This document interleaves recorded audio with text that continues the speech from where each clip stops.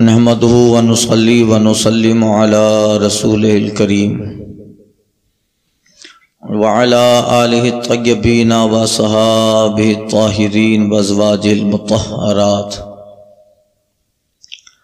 اما بعد فاعوذ باللہ من الشیطان الرجیم، بسم اللہ الرحمن الرحیم۔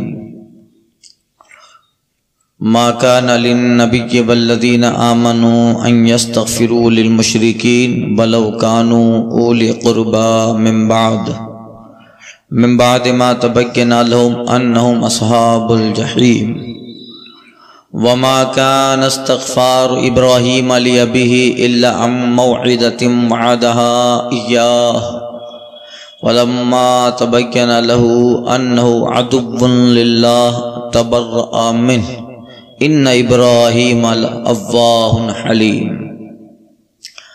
نبی اور ایمان والوں کو لائق نہیں کہ مشرکوں کی بخشش چاہیں اگرچہ وہ رشتہ دار ہوں، جبکہ انہیں کھل چکا کہ وہ دوزخی ہے، اور ابراہیم کا اپنے باپ کی بخشش چاہنا وہ نہ تھا مگر ایک وعدے کے سبب جو ان سے کر چکا تھا۔ پھر جب ابراہیم پہ کھل گیا کہ وہ اللہ کا دشمن ہے تو اس نے تنکا توڑ دیا۔ بے شک ابراہیم ضرور آہیں کرنے والا متحمل ہے۔ سبحان اللہ۔ اس آیت پاک کے تعلق سے کافی شان نزول تفسیر میں مفسرین نے بیان فرمائے ہیں۔ تفسیر کبیر اور روح البیان میں علامہ اسماعیل حقی علیہ رحمہ نے، تفسیر معانی میں علامہ ابو ثنا سید محمود آلوسی نے اور دیگر مفسرین نے اس پوری آیت کا جو لب لباب ہے وہ یہ ہے جو اس سے مسئلہ مستنبط ہوتا ہے، جو اس آیت سے قانون ملتا ہے، ایک دستور ملتا ہے، وہ یہ ہے کہ کافر اور مشرکوں کے لیے بخشش کی دعا کرنا حرام۔ جب یہ پتہ چل گیا کہ وہ کفر پہ مر گئے، شرک پہ مر گئے، اور اس کفر میں یہودیت بھی ہے، عیسائیت بھی ہے، اور اگر مشرکین زندہ ہوں تب بھی ان کے لیے بخشش کی دعا مطلقاً نہیں ہے، ہاں ان الفاظ کے ساتھ ہے کہ اللہ اسے اسلام دے اور پھر اسے بخش دے۔ یہ مسئلہ پوری آیت کا خلاصہ یہ دو مسئلے ہیں۔ اب سنیے شان نزول۔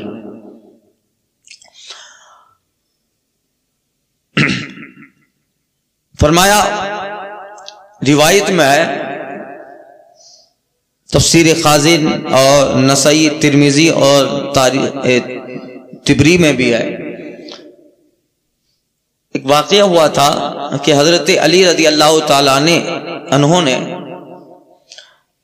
ایک شخص کو دیکھا اور سنا جو اپنے مرے ہوئے مشرک باپ کے لیے یا ماں باپ دونوں کے لیے بخشش کی دعا کر رہا تھا اور کہہ رہا تھا خدا انہیں بخش دے، اللہم اغفرہما، اللہ انہیں معاف فرما، بخش دے۔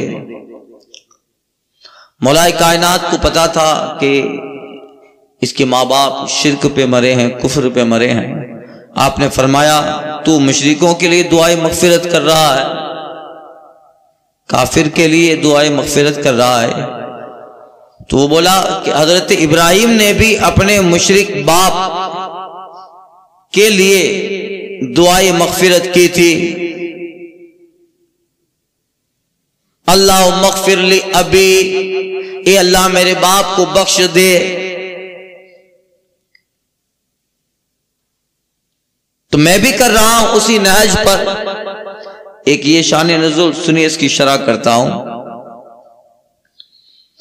ہاں، حضرت ابراہیم علیہ السلام کے لیے قرآن میں ان کے جب باپ کا ذکر ہے تو اب کہا گیا ہے، ان کے چچا کا جب ذکر ہے تو اس کے لیے اب کہا گیا۔ اب مانے باپ، اور عربی میں اب باپ اور چچا دونوں کو شامل ہوتا ہے۔ اب باپ اور چچا دونوں کو، اور والد صرف سگے باپ کے لیے بولا جاتا ہے، آن فادر۔ تو حضرت ابراہیم کے قول سے اس نے دلیل پیش کی۔ تو اس کا خلاصہ یہ ہے کہ حضرت ابراہیم علیہ السلام کے لیے قرآن مجید میں جو اب لفظ آیا ہے اس سے جناب ابراہیم کے سگے باپ مراد نہیں ہے، بلکہ حضرت ابراہیم کا چچا آزر مراد ہے، آزر۔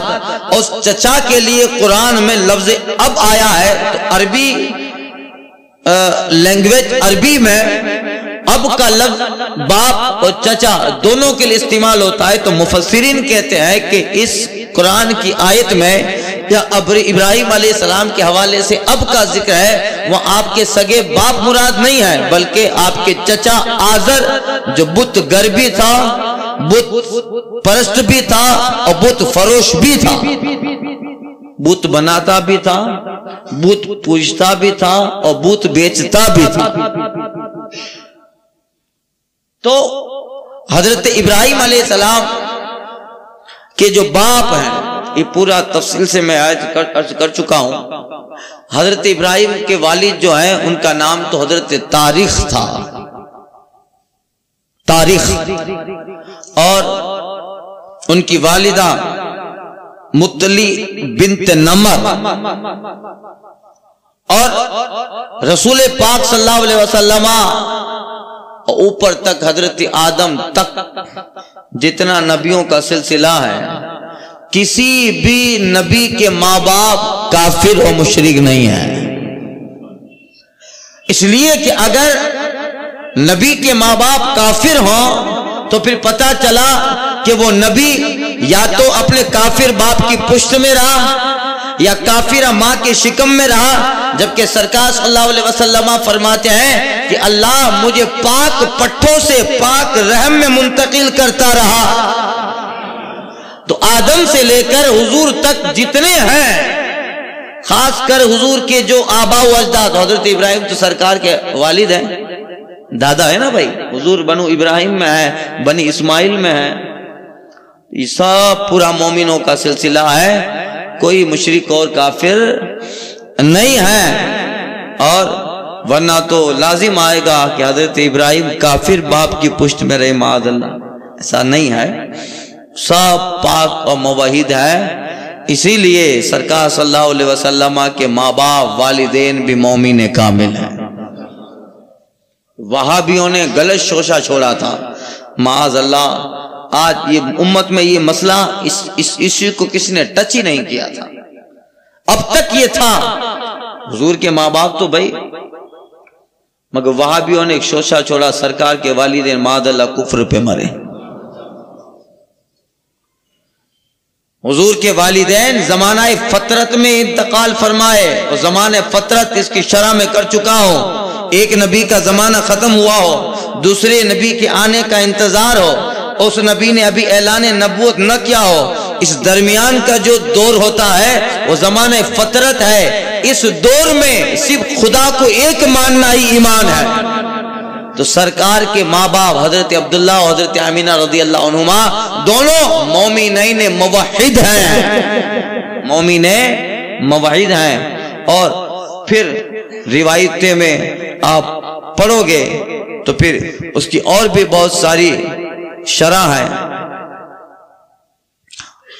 کسی کو اعتراض نہ رہے، اس لیے وہ واقعہ بھی پیش آیا تھا، سرکار حجۃ الوداع سے لوٹ رہے ہیں، اپنے والدین کی قبر شریف پہ گئے اور دونوں کو باہر نکالا اور کہا میری ماں، میرے ابا حضور، آپ کا بیٹا میں محمد صلی اللہ علیہ وسلم، آپ مجھ پہ کلمہ پڑھیں۔ سرکار صلی اللہ علیہ وسلم کے والدین قبر سے اٹھے اور رسول اللہ صلی اللہ علیہ وسلم کی رسالت کی گواہی دیتے ہیں، مقام صحابیت بھی مل گیا۔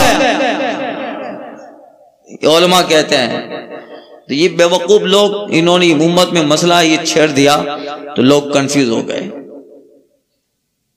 کوئی آدمی گمان نہیں کر سکتا ہے، حضور فرماتے ہیں میرا رب مجھے پاک پیٹ میں اور پاک پٹھوں میں اللہ تعالیٰ منتقل کرتا رہا، آدم سے لے کے حضور تک، یہ جو نبیوں کا سلسلہ ہے سب کے باپ مومن اور سب کی مائیں مومنہ۔ خیر یہ تو حضرت ابراہیم علیہ السلام کے لیے جہاں یہ لفظ آیا ہے اس اب سے مراد ان کا چچا آزر ہے. تو حضرت ابراہیم نے یہ جو کہا تھا اللہم اغفر لی ابی، اے اللہ میرے چچا کو بخش دے، تو گویا وہ آدمی جو مولا کائنات نے جس کو ٹوکا اور اس نے جو جواب دیا اس کی وجہ، تو اس کا خلاصہ کیا؟ تو پھر علماء فرماتے ہیں کہ اس کا خلاصہ یہ ہے کہ حضرت ابراہیم علیہ السلام نے یہ دعا کی تھی کہ مولا میرے چچا کو ایمان دے اور پھر بخش دے. پہلے ایمان. اور ایک جگہ علماء مفسرین فرماتے ہیں کہ حضرت ابراہیم علیہ السلام کے اس چچا نے حضرت ابراہیم سے کہا تھا کہ میں غور و فکر کروں گا اور میں پھر آپ پر ایمان لے آؤں گا. تب جناب ابراہیم کی اپنے چچا کے لیے دعا تھی کہ اللہ انہیں ایمان دے اور پھر بخش دے. ورنہ حضرت ابراہیم علیہ السلام نے جب تبلیغ کی تھی تو حضرت ابراہیم کا سب سے پہلے دشمن آپ کا چچا تھا. اس نے کہا تھا لَرَجَمْنَاكَ وَهْجُرْنِي مَلِيًّا، ابراہیم تو مجھے تبلیغ نہ کر ورنہ میں تجھے پتھر سے ماروں گا، اس نے کہا تھا. تو حضرت ابراہیم کا دل بڑا وسیع تھا اور وہ جس مقام و منصب پر تھے آپ کا چچا آپ کو سمجھ نہ پایا. تو حضرت ابراہیم نے کہا تھا مولا اس نے میرے سامنے زبان درازی کی، یہ میرا مقام نہیں جانتا، مولا اس کو بخش دے، یعنی اس میٹر میں بخش دے، اس میٹر میں یہ مراد ہے. تو حضرت ابراہیم علیہ السلام نے سے ان کے چچا نے وعدہ کیا تھا کہ میں ٹھیک ایمان لے آؤں گا.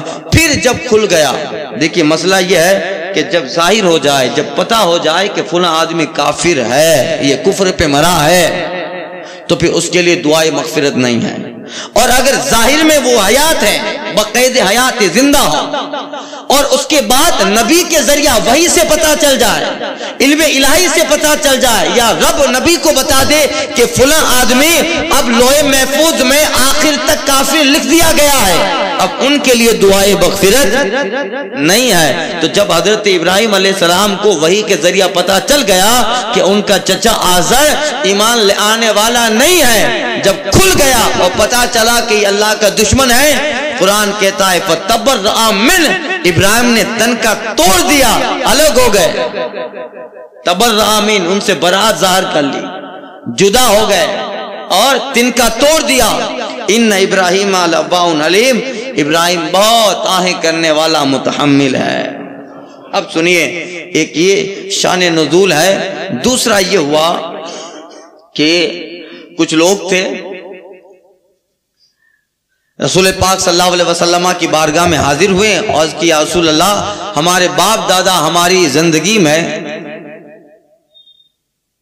اچھے کام کرتے تھے، ایمان نہیں لائے، مشرک باپ دادا اچھے کام کرتے تھے، قیدیوں کو چھڑاتے تھے، وعدے پورے کرتے تھے، قرابت دار رشتہ داروں کا خیال کرتے تھے، اچھا سلوک کرتے تھے اور لوگوں کو امان دیتے تھے وغیرہ، مگر وہ شرک پہ مرے، کفر پہ مرے. کیا یا رسول اللہ ہم ان کے لیے دعائے مغفرت کریں؟ تب آیت اتری ما کان للنبی والذین آمنوا ان یستغفروا للمشرکین، نبی و ایمان والوں کو لائق نہیں ہے کہ مشرکوں کی بخشش چاہے، ولو کانوا اولی قربا، بھلے وہ ان کے قریبی رشتہ دار، بھلے ان کے قریبی رشتہ دار ہوں، ان کے لیے دعائے مغفرت نہیں ہے. من بعد ما تبین لهم انہم اصحاب الجحیم، جب انہیں کھل چکا کہ وہ دوزخی ہیں، جب پتہ چل ہی گیا کہ کفر پہ مرے ہیں، یا نبی کے ذریعہ یہ پتہ چل جائے کہ اللہ نے علم الہی میں اس کو ہمیشہ کے لیے کافر لکھ دیا ہے، اب ایمان کا چانس ہی نہیں ہے، اب دعائے مغفرت جائز نہیں ہے، حرام ہے. تو یہ بعض لوگ اس کو جو ہے ابو طالب پہ لیتے ہیں، ان کے امام ایمان کے تعلق سے لیتے کہ ان کے ایمان کے تعلق سے یہ آیت کریمہ اتری ہے. تو کہا یہ صحیح نہیں ہے، اس لیے کہ یہ آیت کریمہ مدنی ہے اور ابو طالب کا واقعہ مکہ میں ہوا ہے، اور یہ ابو طالب کے وفات کے بہت زمانوں کے بعد سورہ توبہ کی آیت اتری ہے کہ ان کے تعلق سے ہیں دوسری آیت قرآن میں، مگر یہ نہیں ہے. یہ جو حال تھا، اس لیے جو ہے منع کر دیا گیا۔ اب سنیے، اب آپ کو ترجمہ سمجھ میں آ جائے گا۔ ما کان للنبی والذین آمنوا ان یستغفروا للمشرکین ولو کانوا اولی قربى من بعد ما تبین لهم انہم اصحاب الجحیم۔ اور نبی اور ایمان والوں کو لائق نہیں ہے کہ مشرکوں کی بخشش چاہیں اگرچہ وہ رشتہ دار ہوں، جب انہیں کھل چکا کہ وہ دوزخی ہیں۔ ما کان استغفار ابراہیم علی ابیہ، اور ابراہیم کا اپنے باپ کی بخشش چاہنا وہ تو نہ تھا، الا ام موعدۃ وعدها ایاہ، مگر ایک وعدے کے سبق جو ان سے کر چکا تھا۔ وعدہ کیا تھا ابراہیم، میں سوچتا ہوں آپ پر ایمان لے آؤں گا، تو حضرت ابراہیم یہ کہہ رہے تھے کہ مولا اس کو بخش دے، مطلب یہ تھا مولا اسے ایمان دے اور بخش دے۔ اور جب حضرت ابراہیم کو پتہ چل گیا کہ اب میرا چچا ایمان لانے والا نہیں ہے، فلما تبین له انه عدو للہ، اور جب ابراہیم پہ کھل گیا کہ یہ تو اللہ کا دشمن ہی رہے گا، یعنی وحی کے ذریعہ پتہ چل گیا، اللہ نے اپنے علم سے بتا دیا کہ ابراہیم تمہارا چچا ہمارے پاس آخر تک کفر میں لکھا ہے۔ تو جب پتہ چل گیا تبرأ منہ، تو حضرت ابراہیم نے تن کا توڑ دیا، یعنی براءت ظاہر کر لی۔ ان ابراہیم لأوّاہ حلیم، بے شک ابراہیم بہت آہیں کرنے والا متحمل ہے، یعنی بڑے جو ہے آہیں کرنے والے، اس سے مراد حضرت ابراہیم علیہ السلام آہوزاری کرنے والے، نرم دل رکھنے والے، بہت خضوع خشوع کرنے والے، عاجزی زاری کرنے والے، دعائیں کرنے والے، بہت توبہ کرنے والے، رحم والے، یقین والے، تسبیح والے، بھلائی سکھانے والے، آگ سے بہت ڈرنے والے، برائی سے بچانے والے، اور بہت بردبار و متحمل ہیں ابراہیم ہیں۔ یہ ساری خصوصیات، اس لیے ابراہیم علیہ السلام بڑے نرم دل تھے، اس لیے ان کو ابراہیم کہا گیا۔ بعض لوگ کہتے ہیں کہ یہ ابراہیم اب رحیم سے بنا ہے، اب مانے باپ، رحیم مانے رحم کرنے والا، اب رحیم یعنی بہت شفقت کرنے والا، بہت مہربانی کرنے والا باپ، اب رحیم، اب مانے باپ، رحیم مانے رحم کرنے والا، ان کو ملا دیا گیا تو ابراہیم ہو گیا، ان کو ملایا تو پھر ابراہیم ہو گیا۔ پھر یہ ایک دور رہا جناب ابراہیم علیہ السلام کا کہ جو ہے جب آپ کے چچا تھے بہت تبلیغ کی، مگر جب پتہ چل گیا تو حضرت ابراہیم علیہ السلام ان سے دل سے متنفر ہو گئے، الگ ہو گئے، اور جو دعا کی تھی وہ دعا بند کر دی جب ظاہر ہو گیا۔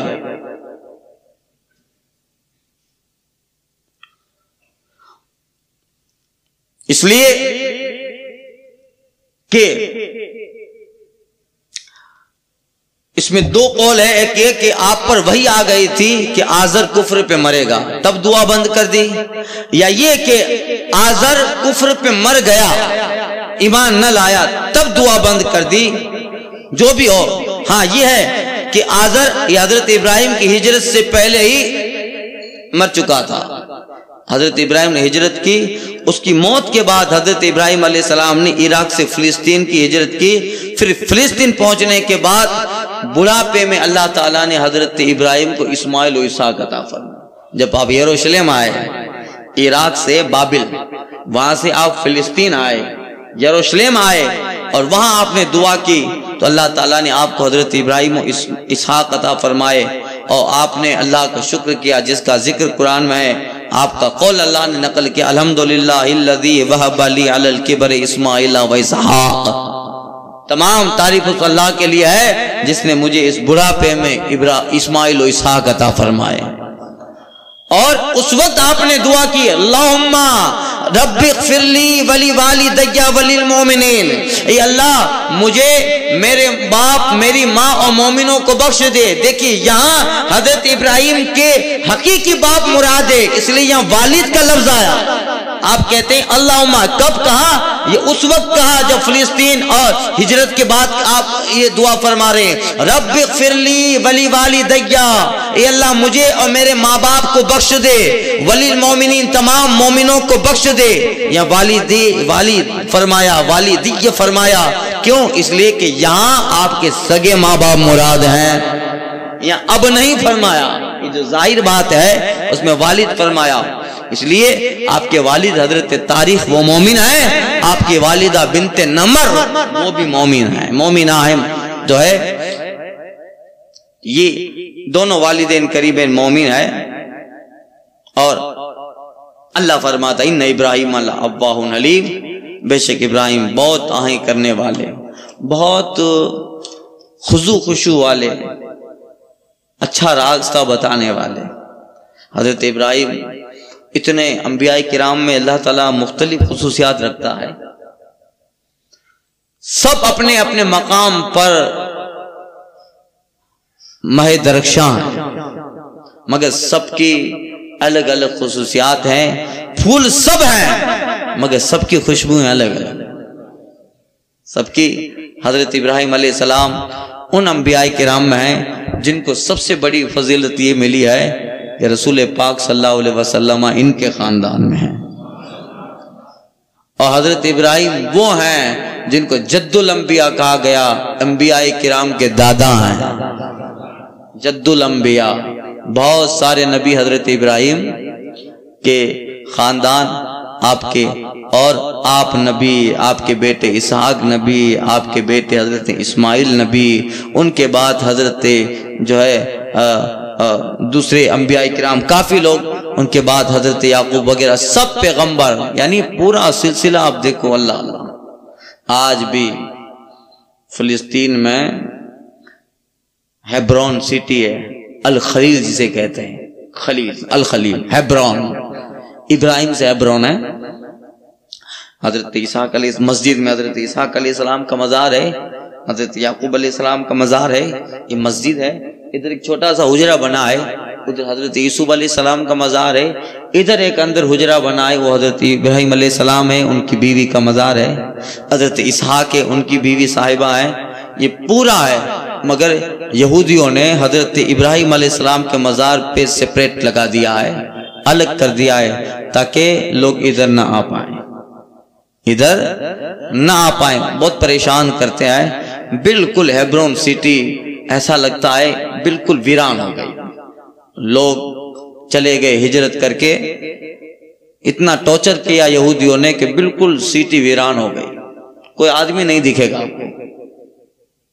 پاس کی آبادی کے لوگ، ایک صاحب تھے ہمیں ملے تھے وہاں، سنی تھے، تو اس کو پوچھا عربی میں، تو بتا رہا تھا کہ ہم لوگ جمعہ کی نماز پڑھنے یہاں آتے ہیں ابراہیم علیہ السلام کی مسجد، یہ ہیبرون میں جو بڑی مسجد ہے، مگر ان لوگوں کا اتنا ٹارچر ہے کہ ہم کو کہ نماز پڑھنے آنا ہوتا ہے تو 4-5 کلومیٹر ہمارا گاؤں پڑتا ہے، چھوٹی آبادیاں، ادھر سے ادھر آنا پڑتا ہے، تو کتنی مرتبہ چیک پوسٹ پار کرنی پڑتی ہے، وہ بٹھا دیتے ہیں، بار بار چیک کرتے ہیں، یعنی اتنا ٹارچر کرتے ہیں کہ ہم لوگ آنا چھوڑ دیں، اور چھوڑ دیا لوگ ہجرت کر کے آس پاس کی بستیوں میں چلے گئے، اور جو پروپر ہیبرون الخلیل میں مسلمانوں کے مکان تھے ان پہ یہودیوں نے قبضہ کیا، اور جس پہ یہودی قبضہ کرتا ہے وہاں اسرائیل کا جھنڈا لگا دیتا ہے، جھنڈا لگاؤ سمجھ لینا اس مکان میں مسلمان ہجرت کر گیا ہے، ابھی یہودیوں اور اسرائیل کے قبضے میں۔ اتنا ٹارچر کرتے ہیں کہ لوگ آ نہ سکے۔ وہ زمین ہے جہاں زمانوں تک اللہ کے خلیل ہیں، انبیاء، ہزاروں انبیاء جہاں رہے ہیں، مگر آپ وہاں دیکھو گے، ایک دکاندار بتا رہا تھا، ہم صرف بس وقت نکالنے کے دکان پہ آتے ہیں، صبح سے شام تک اگر 10 گراہک بھی آ جاتے ہیں تو ہماری عید ہو جاتی ہے، اور بیوی بچے پورے فیملی کو لے کر دکان پہ بیٹھیں گے، کہ یہ سب کو لے کر کا کوئی بھروسہ نہیں ہے، میں یہاں رہوں اور گھر پہ فائرنگ کر کے کوئی چلا جائے۔ ڈر کا ماحول بنا دیا، اور کسی قوم کو جب ہلاک کرنا ہو، برباد کرنا ہو، تو پہلے ڈر پیدا کرو، انہیں ڈر پیدا کرو، جب یہ ڈر جائے گی، سہم جائے گی تو کمزور ہو جائے گی۔ ہندوستان میں بھی آپ ایسا ہی ہو رہا ہے، ڈر پیدا کرو، جب ڈر گئی تو پھر سہم جائے گی، اور پھر یہ خود بخود اس کا وجود، اس کا استتو ختم ہو جائے۔ یہ اسرائیلی پالیسی ہے، یہودیوں کی پالیسی ہے، ڈر کا ماحول بنانا، پہلے ڈرانا دھمکانا، یہ حال کر دیا ہے۔ تو حضرت ابراہیم علیہ السلام ان انبیاء میں ہیں، اللہ اللہ، اور سرکار صلی اللہ علیہ وسلم کا جو دین ہے یہ دین ابراہیم ہے، ہمارا جو دین ہے دین ابراہیم ہے، اور ابراہیم کی سنتیں ہمارے دین میں باقی رکھی گئی ہیں۔ دوسرے نبیوں کے طریقے منسوخ ہو گئے، ان کی شریعتیں منسوخ ہو گئی، ریجیکٹ ہو گئی۔ ابراہیم علیہ السلام کا جو دین تھا، ان کی سنتیں، ان کا طریقہ آج بھی اس امت میں، اس دین میں باقی ہے۔ حج ہو اور صفا مروہ کی سعی ہو، ختنہ ہو، بال ترشوانا ہو، قربانی ہو، مینا میں کنکریاں ہو، مینا میں جانور ذبح کرنا ہو، ناخن تراشنا ہو، بے شمار ابراہیم کے دین کی یادیں اس دین محمدی میں باقی ہیں۔ اس لیے اس دین محمد کو دین ابراہیم بھی کہا گیا۔ اس لیے حدیث میں آیا ہے کہ جب آنکھیں بند ہوتی ہو تو پھر بزرگ صالحین کی کتابوں میں لکھا ہے کہو علی ملت ابراہیم۔ کسی کی آنکھیں بند ہو سکرات کے وقت تو کہو علی ملت ابراہیم، ابراہیم کی ملت پہ وفات ہو، ملت ابراہیم۔ یہ اور بڑا مقام سرکار، ابھی شب معراج آ رہی ہے الحمدللہ، امامت سرکار نے بیت المقدس میں انبیاء کرام کی فرمائی، سارے انبیاء موجود ہیں اور حضور کا انتظار ہو رہا تھا۔ براق باندھا گیا، سرکار مسجد میں تشریف لے آئے، انبیاء کھڑے ہو گئے ہیں، اور سب کو پتا ہے کہ آج جو یہاں مصلی بچھائے وہ حضور ہی نماز پڑھائیں گے۔ سب انبیاء مقتدی ہیں اور مقتدا حضور ہیں، مگر ایک بڑوں کا قدر اور ایک اپنے بڑوں کی تعظیم، جبکہ حضور تو بڑوں میں بڑے ہیں۔ سب کو پتا ہے کہ آج بیت المقدس میں سرکار انبیاء کی امامت کرنے والے ہیں، اور نبیوں کی جو صفیں لگی تھی ان کے مقام و منصب سے لگی تھی۔ جہاں مؤذن کھڑا رہتا ہے، مکبر کھڑا رہتا ہے، وہاں حضرت ابراہیم کھڑے ہیں پہلی صف میں بالکل آگے۔ سرکار مصلی پہ آگے آ رہے ہیں، آگے آتے آتے حضرت ابراہیم سے کہہ رہے ہیں ابا حضور آپ نماز پڑھائیے۔ اللہ اللہ، کیا منظر رہا ہوگا، آپ نماز پڑھائیں۔ وہ باپ کتنے خوش نصیب ہیں، سرکار کی پیٹھ پہ ہاتھ رہتے ہیں، بیٹا آج یہ مصلی تمہارے لیے ہے۔ اعلیٰ حضرت کہتے ہیں نماز اقسام ہے تھا یہیں سر کہ آیا ہو مان آئے اول آخر، جو دست بستہ ہے پیچھے حاضر، جو سلطنت آگے کر گئے تھے۔ یہ سرکار صلی اللہ علیہ وسلم کا ایک مقام و منصب ہے۔ ایسے حضرت ابراہیم کا مقام بھی سمجھ میں آیا، حضور کا مقام۔ سرکار کہتے ہیں عائشہ جب تم کبھی کبھی ناراض ہوتی ہو تو میں سمجھ جاتا ہوں، راضی ہوتی ہو تو پتہ چل جاتا ہے۔ ان کی ناراضگی ہماری طرح نہیں تھی، تو کیسے آقا فرماتے اے عائشہ جب ناراض ہوتی ہو تو کہتی ہو رب ابراہیم، ابراہیم کے رب کی قسم، بار بار بات میں قسم، ابراہیم کے رب کی قسم، حضور کا نام۔ اور جب راضی ہوتی ہو تو کہتی ہو وہ رب محمد، محمد کے رب کی قسم۔ حضرت عائشہ کہتی یا رسول اللہ صرف زبان سے نام چھوڑتی ہوں، دل میں کبھی آپ نہیں چھوڑتے ہیں، دل میں کبھی آپ نہیں چھوٹتے ہیں۔ تو پھر حضرت ابراہیم ان ابراہیم الاوّاہ علیم، بے شک ابراہیم بہت آہیں کرنے والے، زاری کرنے والے، بہت متحمل ہیں، جس کی دلیل یہ ہے کہ زندگی بھر حضرت ابراہیم نے بغیر مہمان کے کھانا نہیں کھایا، زندگی بھر کبھی آپ نے، بلکہ آپ کے تعلق سے روح البیان میں لکھا ہے 15 کلومیٹر تک چلے جاتے مہمان کو ڈھونڈنے کے لیے، جب کوئی ملتا بٹھاتے، پہلے وہ لقمہ کھاتا پھر آپ لقمہ کھاتا۔ تو یہ پھر وہ طریقہ امت میں اولیاء نے باقی رکھا۔ یہ لنگر کیا ہے بھائی؟